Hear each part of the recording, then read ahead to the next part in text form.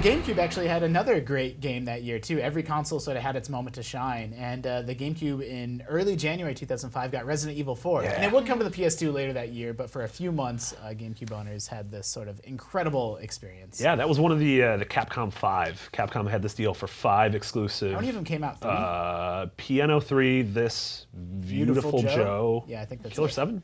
Oh yeah. No, that wasn't a Killer Capcom 7. game. I don't know. Yeah, Resident Evil 4 is one of the seminal games of the generation. Yep.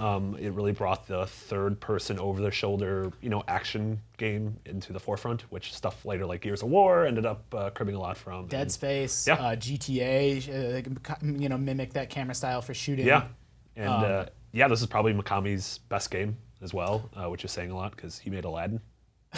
He did, which is awesome. And Goof Troop. Yeah, I mean, that's the thing about Resident Evil 4. It was beloved at the time, got incredible reviews, sold really well, but its esteem has only grown in the years since as people sort of figured out how incredible that mixture of horror and action truly was. You're not really fighting enemies, or fighting zombies, rather. These enemies are smart. They'll climb ladders. They'll leap through windows. They're tenacious. Yeah. I mean, the first sort of battle in the village where you're like, oh, wait, this is open and dynamic, and there's a dude with a chainsaw and a bag over his head, and this is terrifying.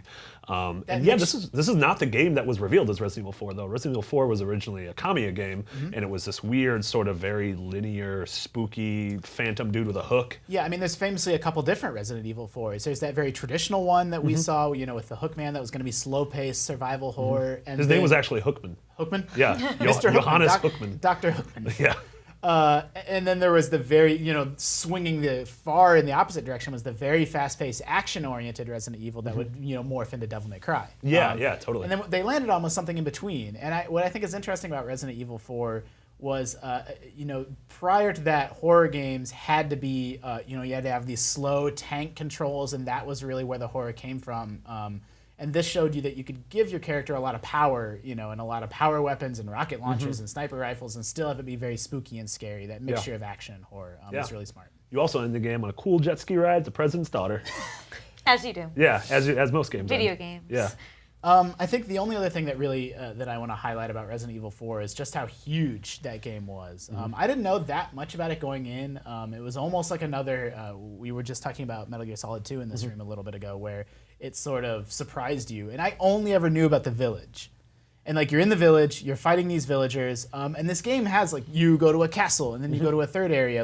That game just keeps going and going and going, and is much longer and bigger and more epic in scope than I certainly expected going into it. And it's probably the high point for the franchise as a whole. I think since then, 5 and especially 6 have sort of lost the way. Yeah. And people are always wondering, when is this series going to get back on track? Yeah, well, I mean, it's tough, right? 4 nailed the action so well, and then 5 and 6 are maybe a little bit too action-oriented. I mean, where do you go after you have a cool jet ski ride with the President's Daughter? I don't know. You go into... Cool jet ski ride with the First Lady? Yeah. Ooh. Michelle Obama. That's our First Lady. I like it.